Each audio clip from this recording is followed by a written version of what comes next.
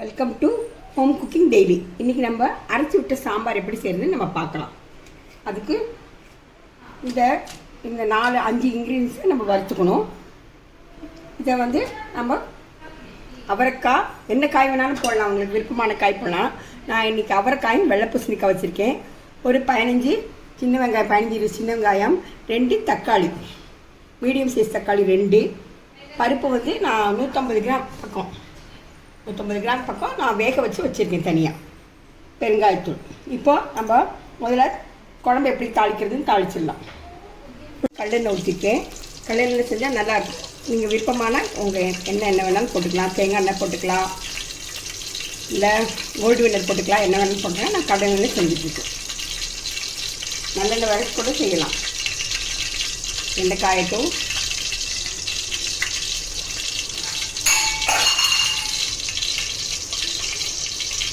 எண்ணெய் காஞ்சிச்சு. கடுகு 1 ஸ்பூன், கருவேப்பிலை, நம்ம வச்சுக்க சின்ன வெங்காயம். இது சூப்பராக இருக்கும். சாப்பாடுக்கு, இட்லி, தோசைக்கெல்லாம் அருமையாக இருக்கும் சாம்பார். சில பேர் ஜீரக மிளகு சேர்த்துக்குவாங்க. நான் சேர்க்கல.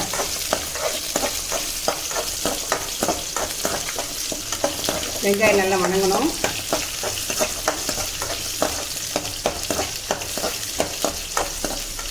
இங்கே என்ன காய் வேணாலும் செய்யலாம். முருங்கைக்காய் சேர்க்கலாம், அரசாணிக்காய் சேர்க்கலாம், கத்திரிக்காய் சேர்க்கலாம். 2-3 காய் சேர்த்து செய்யலாம். சூப்பராக இருக்கும் இது செஞ்சால். நான் இன்றைக்கி அவரைக்காயும் வெள்ளை பூசணிக்காய் வச்சு செய்கிறேன். எப்போதுமே காயை கொஞ்சம் எண்ணெயில் வணக்கி போட்டிங்கன்னா அதிலே பாதி வெந்துடும். அப்புறம் தண்ணி ஊற்றி நம்ம வேக வச்சா ஈஸியாக வேலை முடிஞ்சிடும். எப்போவே வணக்கி காயை போடுங்க, டேஸ்டிங்காக இருக்குது. சாதா சாம்பார் செய்யும் போதே வணக்கி போடுங்க, நல்லா ருசியாக இருக்கும். இங்கே குக்கரில் வேக வைக்கிறா இருந்தால் குக்கரில் வேக வச்சுக்கலாம். ஒரே அடியாக போட்டு குக்கரில் எல்லா வெங்காயம், தக்காளி இதெல்லாம் போட்டு வேக வச்சுக்கலாம். நான் இன்றைக்கி இது மாதிரி செய்வேன். அதுக்கப்புறம் தக்காளி 2 மீடியம் சைஸ் தக்காளி எடுத்து வச்சுருக்கேன். 2 ரொம்ப மீடியம் சைஸில் ஓரளவுக்கு அதையும் போட்டு ஒரு 2 நிமிஷம் வதக்கிட்டு மஞ்சத்தூள் போட்டு வேக விடுங்க. உப்பு போட்டுறாதீங்க. உப்பு போட்டால் காய் சீக்கிரம் வேகாது. உப்பு போட்டுறாதீங்க.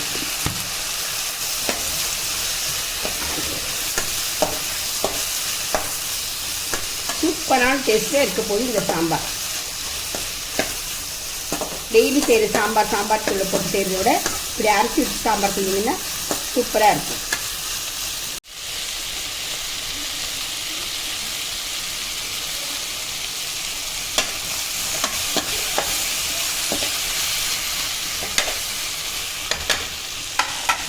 இது கல்லெண்ணெய் செஞ்சிங்கன்னா டேஸ்ட் தரும் இந்த சாம்பார். ஒரு 200 கிராம் தண்ணி ஊற்றுங்க. தண்ணி ஊற்றிட்டு மூடி வைங்க. காய் வேகட்டும். அதுக்குள்ளே நம்ம என்னென்ன மசாலா அரைக்கிறதுக்கு என்னென்ன மசாலாவோ 2 டேபிள் ஸ்பூன் எண்ணெய் ஊற்றிக்கிங்க. எண்ணெய் காஞ்சதும் 2 டேபிள் ஸ்பூன் மல்லி எடுத்துக்கோங்க. இது நான் 150 கிராம் பருப்பு வேக வச்சிங்களே அதுக்கு சொல்கிற மசாலா. 2 டேபிள் ஸ்பூன் மல்லி எடுத்துக்கோங்க. எண்ணெய் காஞ்ச பிறகு தனித்தனியாக வறுத்து எடுத்துக்கோங்க. சில பேர் ஒன்றா வறுப்பாங்க. நான் தனித்தனியாக வறுத்து எடுத்துக்கிறேன்.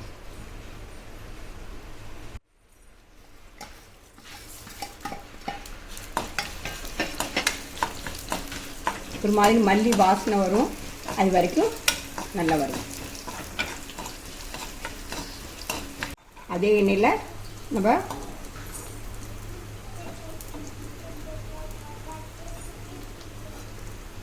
ரெண்டு டேபிள் ஸ்பூன் இருக்குது. நல்ல ஃப்ளேவர் கொடுக்குறது கடலைப்பருப்பு தான்.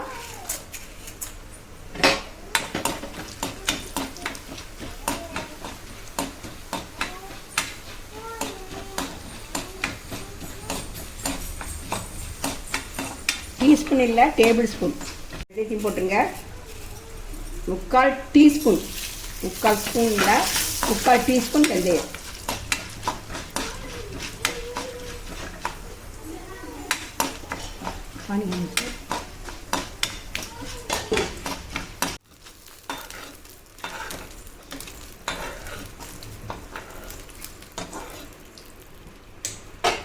காஷ்மீரி சில்லியாக இருந்தால் ஒரு 10-15 போடுங்க. நான் இது சாதா மிளகா இருக்கிறதுனால ஒரு 7-8 மிளகாய் போடுறேன்.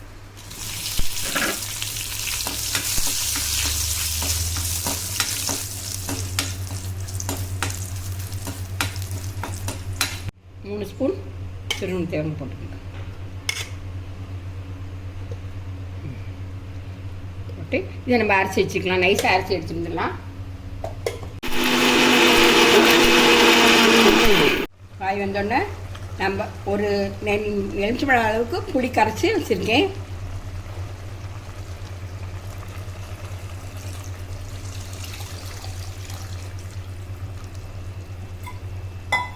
புளி தண்ணி கொதிக்கட்டும், அது பச்சை வாசனை போகட்டும். இப்போ நம்ம தேவையான அளவு உப்பு போட்டுக்கலாம். காய் வேகும்போது போடாதீங்க, காய் நல்லா வெந்த பிறகு உப்பு போடுங்க, அப்போ தான் சீக்கிரம் வேகும்.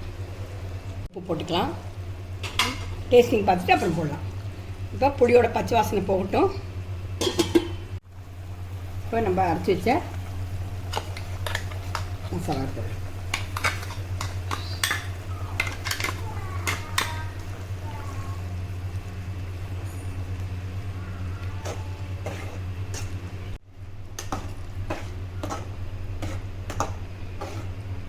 நீங்கள் காஷ்மீரி சில்லி இருந்தால் காஷ்மீரி சில்லி போடுங்க, கலர் சூப்பராக இருக்கும்.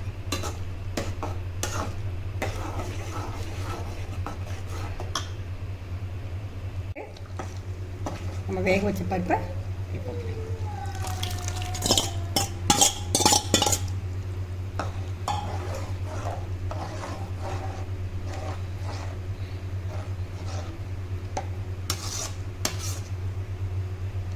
இது ஒரு கொதி வரட்டும். கொதி வந்தோடனே பெருங்காயத்தூள் போட்டு, பெருங்காயத்தூள் 1 ஸ்பூன், சின்ன டீஸ்பூனில் 1 ஸ்பூன் போட்டுட்டு கொத்தமல்லி தூவி இறக்கிடலாம். இது போடுறது காமிக்கிறேன். இது கொதிக்கட்டும். ஒரு தலை தட்டி 1 டீஸ்பூன் பெருங்காயத்தூள் தூவிட்டு பெருங்காயத்தூள் போட்டோடனே நிறைய நேரம் கொதிக்கக்கூடாது. ஒரே ஒரு நிமிஷம் இப்படி கிளறி விட்டுட்டு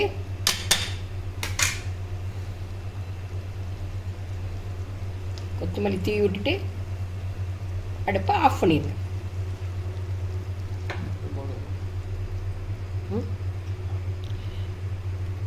பெருங்காயத்தூள் தூவி விட்டுட்டு நிறைய நேரம் கொதிக்கக்கூடாது. கொத்தமல்லி தூள் ஒரே ஒரு நிமிஷம் தான் கொதிக்கணும். அப்புறம் கொத்தமல்லி தூவி விட்டுட்டு இறக்கிடுங்க. ரெடி. நாங்கள்